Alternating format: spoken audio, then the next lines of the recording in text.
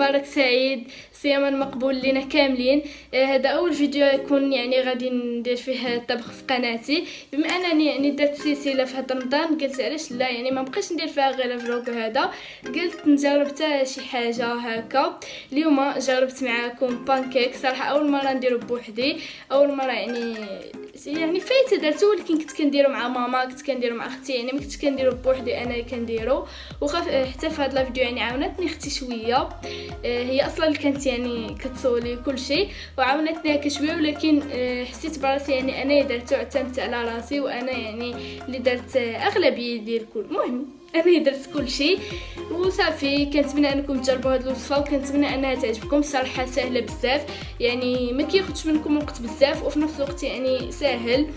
وتا يعني البنات لي فلاش ديالي قدو حتى هما يجربوه حيت يعني سهله ما فيهاش شي حاجه بزاف وصافي.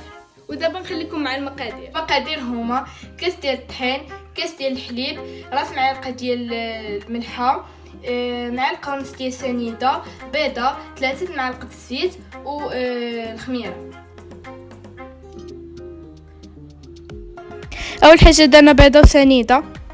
دابا باش كتخلط لنا شويه، دابا كنزيدو معاها الحليب ونزيدو عاوتاني الخلط. دابا غادي نزيدو الزيت، دابا غادي نزيدو معاه الملحه،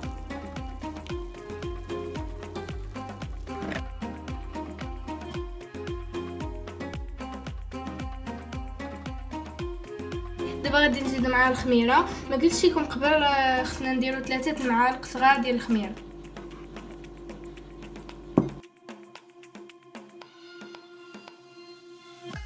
غادي نبقاو دابا نزيدو الطحين بشويه بشويه.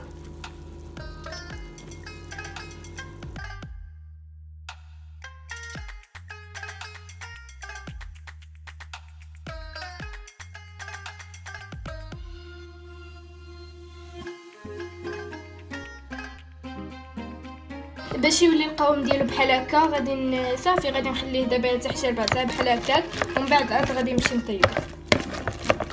دابا درنا المقله شويه تسخن ودابا غادي نطيبو.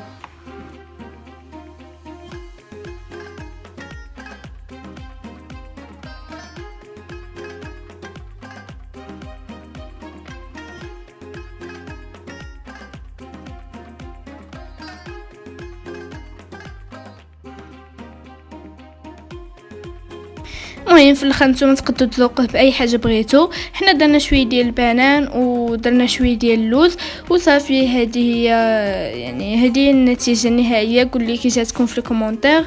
نتوما يعني تقدروا ديروا اي حاجه بغيتو فوقو، حنا درنا هذا الشيء وصافي. دابا نخليكم تشوفوا.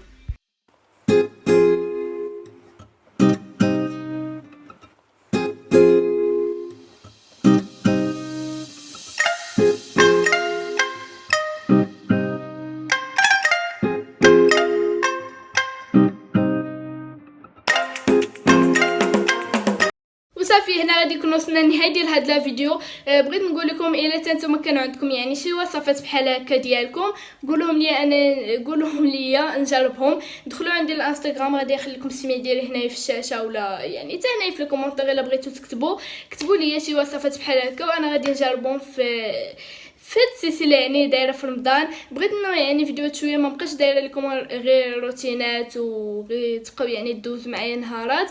بغيت ندير يعني حتى شي حاجات من غير يعني بغيت نبدل شويه وندير من غير روتينات. ندير مثلا فيديوهات هكا ديال الطياب، نبقى نجرب شي حاجات مازال يعني اول مره نجربهم بوحدي وصافي. هادشي اللي كاين، وكنتمنى انكم تجربوا هاد الوصفه وردوا عليا في انستغرام قولوا لي كي جاتكم، ونتلاقاو في فيديو جاي.